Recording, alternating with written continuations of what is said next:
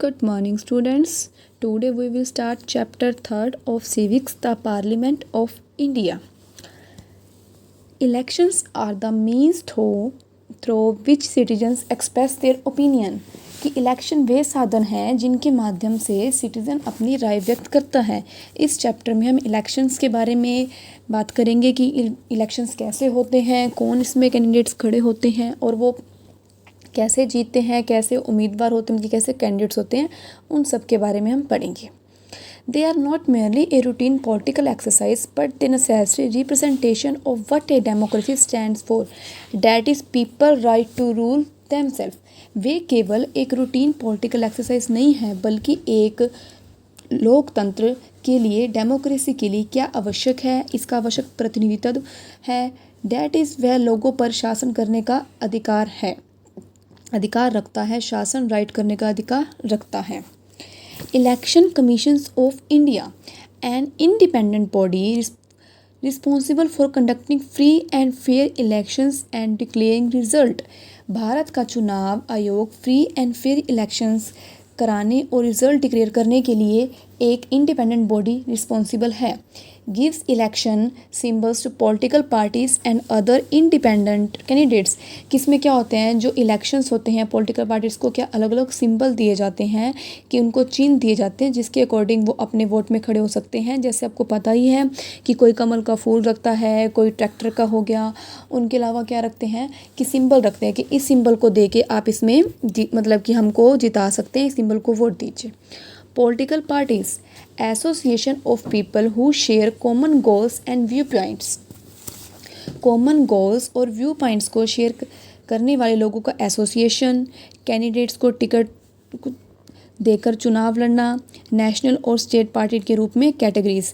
एक बात और, कैंडिडेट्स वही मतलब कि जिनको टिकट मिलती है वही खड़े हो सकते हैं, कि ऐसा नहीं है कोई भी पर्सन खड़ा हो सकता है, जिसको टिकट मिलेगी वही पर्सन खड़ा हो सकता है, उसके लिए टिकट होती है। आगे हम देखते हैं election and representations. The concept of election representation is not new to you.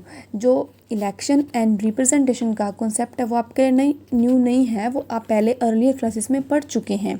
In this chapter we will take a step ahead. इस चैप्टर में हम कुछ आगे पढ़ेंगे। Understand the working of the government and the central level, कि इस chapter में आगे पढ़ेंगे और सेंट्रल लेवल पर गवर्नमेंट के कामकाज को समझेंगे।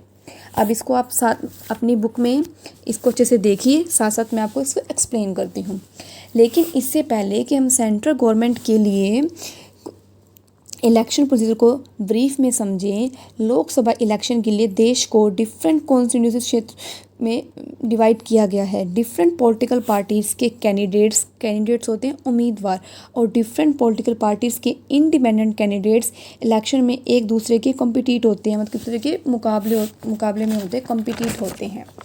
इंडिया का इलेक्शन आयोग डिफरेंट निर्वाचन क्षेत्रों में इलेक्शन कराने की डेट्स को डिसीजन करता है और वोट्स एक विशेष स्थान पर प्लेस या डेफिनेटेड डेट पर होता है, कि वे एक विशेष स्थान पर और उनकी डेट भी डिसाइड की जाती है। इसके बाद काउंटिंग होती है। आपको पता है वोट्स होने के बाद काउंटिंग होती है, और जिसके सबसे ज़्यादा वोट्स होते हैं वो उम्मीदवार को विजेता घोषित किया जाता है, विनर घोषित किया जाता है। और ओथ लेने के बाद वह संसद का मेंबर बन जाता है। ओथ होता है शपथ लेने के बाद वो क्या होता है, संसद का मेंबर बन जाता है, पार्लियामेंट का। टोटल सीट्स की जो संख्या होती है, टोटल सीट्स की संख्या 2/3 जीतने वाली पॉलिटिकल पार्टी को मेजोरिटी या रूलिंग पार्टी कहलाती है। पॉलिटिकल पार्टी क्या कहती है, पॉलिटिकल पार्टी मेजोरिटी तो बहुमत या रूलिंग पार्टी कहलाती है और गवर्नमेंट बनाती है। यदि किसी एक पार्टी को 2/3 मेजोरिटी नहीं मिलती है तो कोई पॉलिटिकल पार्टीज गवर्नमेंट बनाने के लिए हाथ मिलाते हैं। इस प्रकार की गवर्नमेंट को क्या कहते हैं, कोलिशन गवर्नमेंट कहते हैं।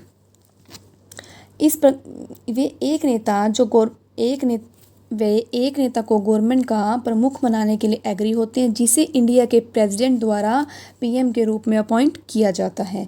जो पॉलिटिकल पार्टीज गवर्नमेंट की शपथ नहीं लेते हैं उन्हें सामूहिक रूप से अपोजिशन के रूप में जाना जाता है।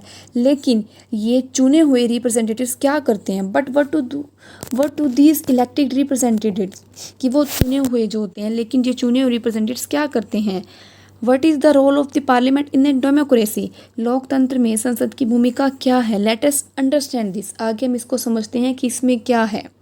आगे हम इसमें देखेंगे the parliament of India, Rajya Sabha, Lok Sabha और वर्किंग ऑफ द पार्लियामेंट, कि इसकी वर्किंग क्या है पार्लियामेंट की। अभी आज हम इतना ही करेंगे, नेक्स्ट लेक्चर में इसको हम देखेंगे क्या है क्या नहीं, कि इसमें राज्यसभा में क्या होता है, लोकसभा में क्या होता है। Lok Sabha is also called the house of people of the lower house. Rajya Sabha में क्या होता है, Rajya Sabha is also called the council of states of the upper house. Parliament में क्या होता है, उसकी वर्किंग क्या होती है, कि जैसे वर्किंग में हो गया सेशन होते हैं, उसमें budget session, monsoon session, winter session, working of the parliament, आगे वो सब देखेंगे इसके बारे में। Okay students, this is sufficient for today. Thank you. Have a good day.